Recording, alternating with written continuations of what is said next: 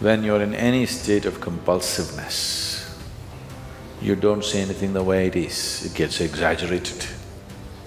If you do not even see life the way it is, can you handle it the way it needs to be handled? It doesn't arise, isn't it? Humanity is investing all its energies and intelligence in just earning a living. So this is the nature of a human being. Whatever you're deprived of, you think that is the highest thing. Whatever you don't have, looks like at that moment, that is the highest thing. If you have not eaten for 2 days, food will be God, yes or no? No? Yes. If you don't understand this, close your mouth, hold your nose like this for 2 minutes. Will you ask for air or God? Air. God comes and says, you want me or air? You'll say, hell with you, I want to breathe. Because whatever at that moment you're deprived of, that takes on enlarges itself in such a way, it blocks everything out. Or in other words, when you're in any state of compulsiveness, you don't see anything the way it is, it gets exaggerated. If your bladder is full, 1 minute, I'm talking about enlightenment, your bladder is very full. Are you interested? I don't want any enlightenment. Right now, going to the bathroom feels like ultimate liberation. Yes or no? So just about anything, when you're in a state of compulsiveness, you don't see anything the way it is. Life will get distorted to make you think that that is it at that moment. So like this, human life passes from one compulsive state to another, never allowing yourself that little bit of space where you could see things the way they are. If you do not even see life the way it is, can you handle it the way it needs to be handled? It doesn't arise, isn't it? If you don't see things the way they are, you can never handle it the way it needs to be handled. Because of this, in many ways, individual human lives and whole societies have become distorted humanity. When I say distorted, it's normal, I mean normal.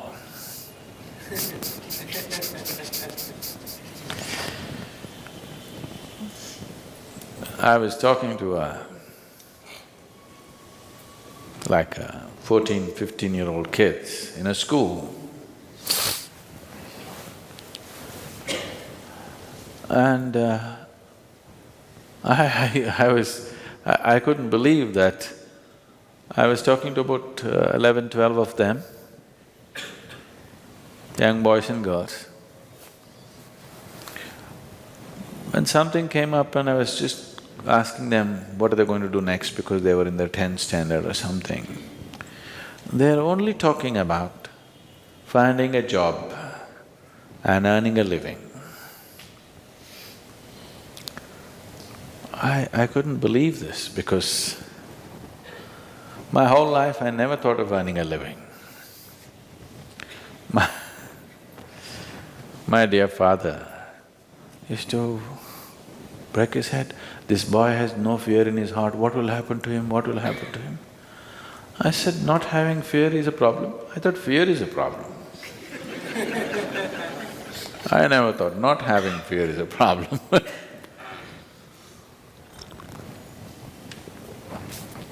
So, according to the dictates of the divine, I was supposed to become a doctor because my father is a doctor. At the age of 10, I told him, no, that's one thing I'm not going to be, I'm not going to be a doctor. But every day, somebody is trying to work on me, you must become a doctor, you must become a doctor. You know, Indian family, you must become a doctor. If you cannot… Of course, now they've all shifted to software. I was I was in Chicago just 8 days…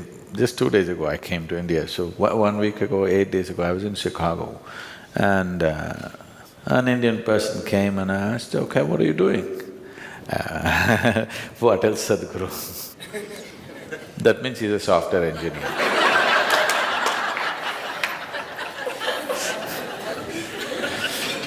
There was a time if you said what else, you were a doctor. Now if you say what else, it means you're a software engineer. It is not because they're phenomenally interested in human physiology they became doctors, not because they have an electronic this thing they became a software engineer, just to earn a living. Is it not important? I'm not saying it's not important, all I'm saying is, even an ant, which is 1/1,000,000th of your brain, is capable of earning a living. What's your problem with such a big brain? Why I'm saying this is, this idea, this horribly limiting idea has been imposed into our youth that you must earn a living and that's the biggest thing. With this big brain, earning a living is actually a problem on this planet. I know everybody's been conditioned to believe that. It is not so, I'm telling you. It is not so. Earning a living is a petty thing for human consciousness, but unfortunately, whole humanity is investing all its energies and intelligence in just earning a living. If this one thing does not change in the world, that… I'm not saying one should not, all I'm saying is, it need not occupy the entirety of human consciousness to earn a living. If you put one little finger to work, it'll earn a living. It's capable, this is capable of that. All human genius has been smothered to death simply because everybody is thinking how to earn a living, how to earn a living, you know. The moment they can earn a living, they will sit down and become fat.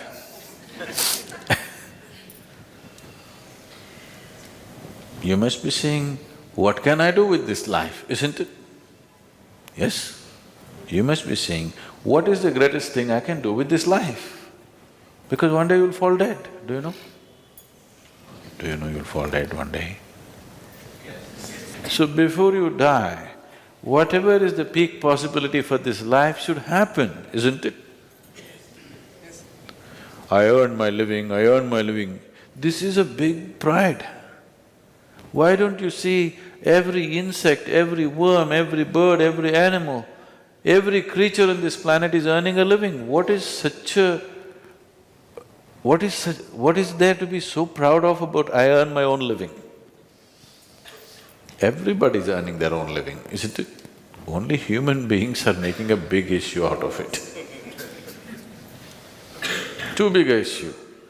When I look at it, how human intelligence has been sacrificed at the altar of earning a living is unbelievable. How many things human beings could have done, how many incredible things they could have done, but instead of that, they're earning a living.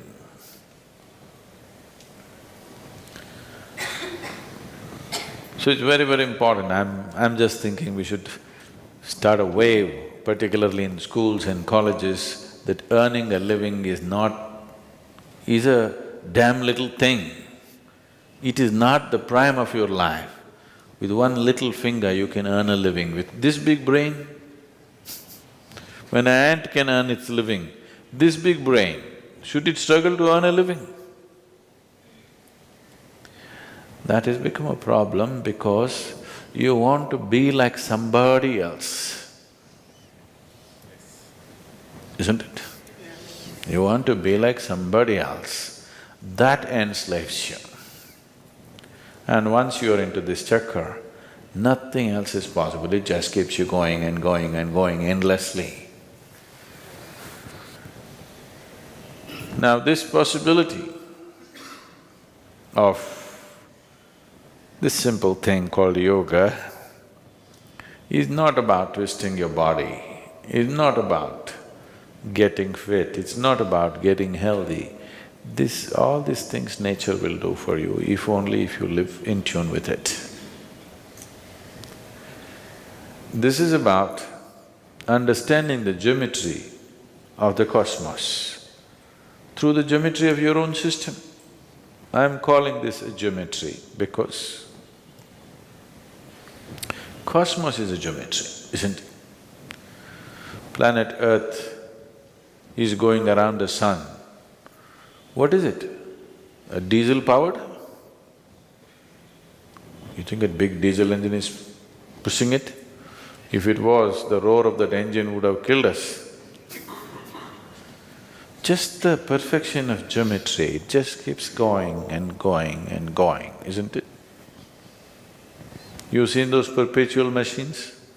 Have you seen those little ones? If you just do it like this, for years on end it's going.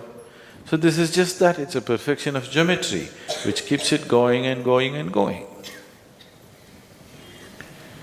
The whole universe is geometrically perfect, that's why it stays there, otherwise it wouldn't. And if you learn to hold your body in a certain way, if the geometry of your body is in alignment with the geometry of the rest of the creation, suddenly you will find there is a rapport which will allow you can download the whole cosmos into this one. This is not a tiny little… If you simply like this, if you live, you're just a piece of flesh and bone. If you just get it right, suddenly this is something else. Probably these days, you don't have this experience anymore because you got all Tata Sky, dish net and all that stuff.